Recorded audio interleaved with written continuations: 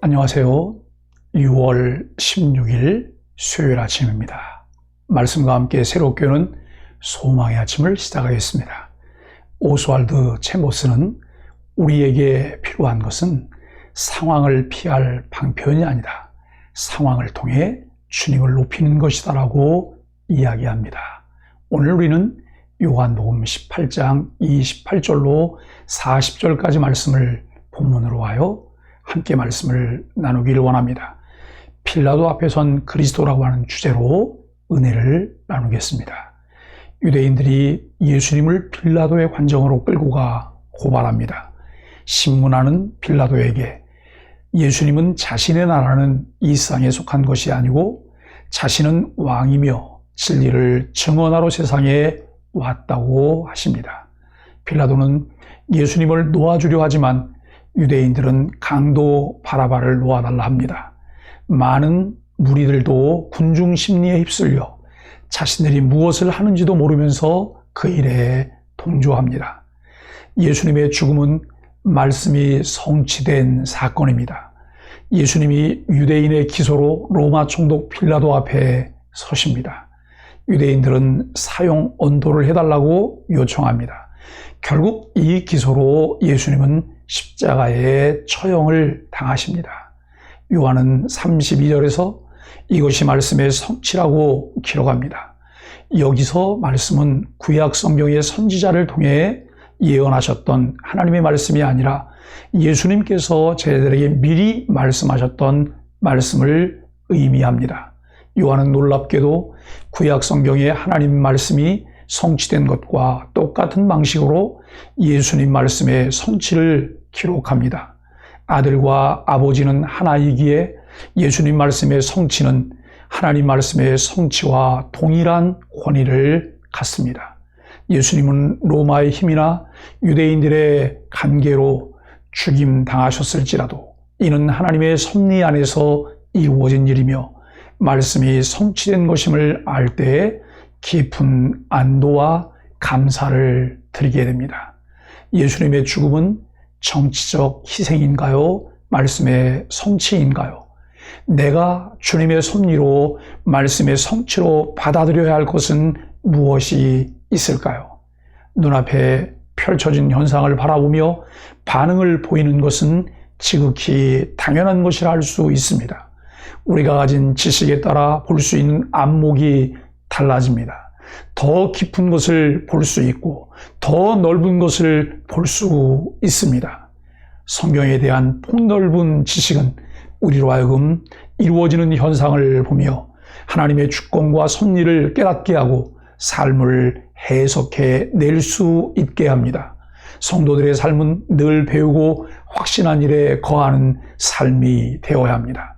시편 기자가 기도한 것과 같이 우리의 눈을 여셔서 주의 법에 기이한 것을 보게 하소서라고 기도할 수 있어야 합니다. 예수님은 세상 왕이 아니라 하나님 나라 왕이십니다. 필라도의 질문을 볼 때 유대인들이 제기한 죄목은 유대인의 왕을 사칭한 것이었습니다.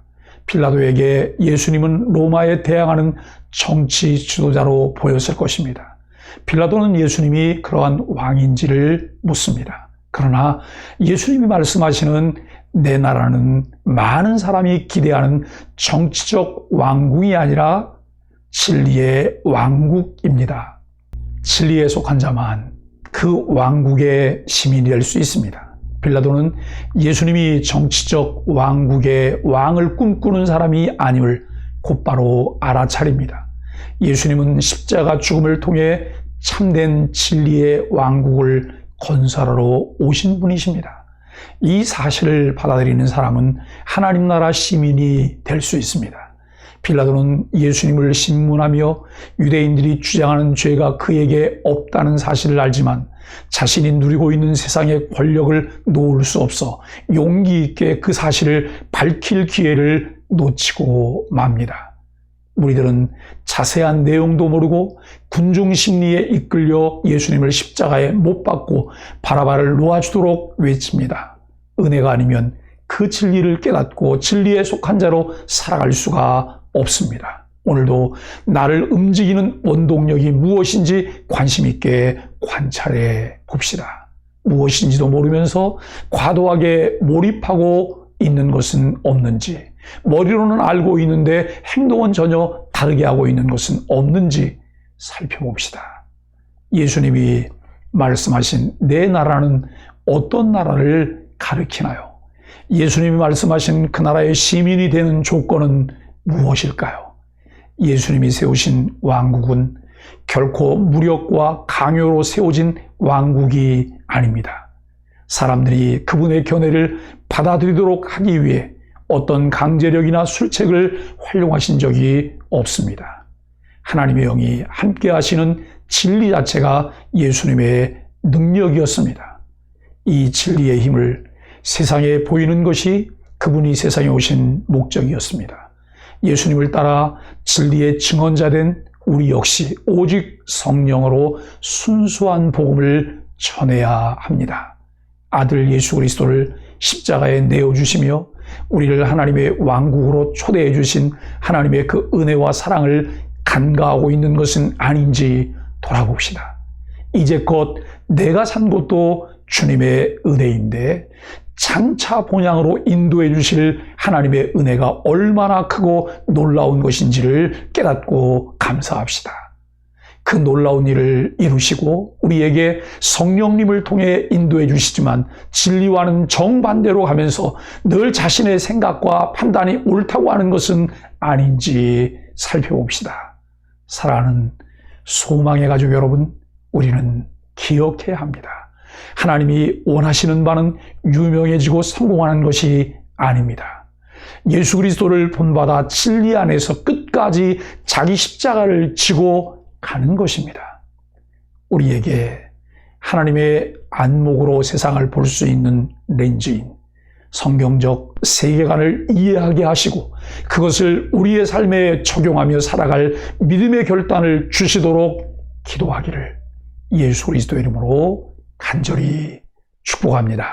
함께 기도하겠습니다. 진리가 무엇인지 바로 알지 못하면 악에게 질 수밖에 없음을 깨닫습니다. 진리에 무관심한 세대 가운데 살면서 무뎌진 우리의 심령을 성령께서 깨우쳐 주옵소서. 날마다 밭에 감춰진 부활을 찾듯 진리의 음성을 세밀히 듣고 순종해 하나님 나라의 백성으로 신실히 살게 하여 주옵소서. 예수님의 이름으로 간절히 기도합니다. 아멘.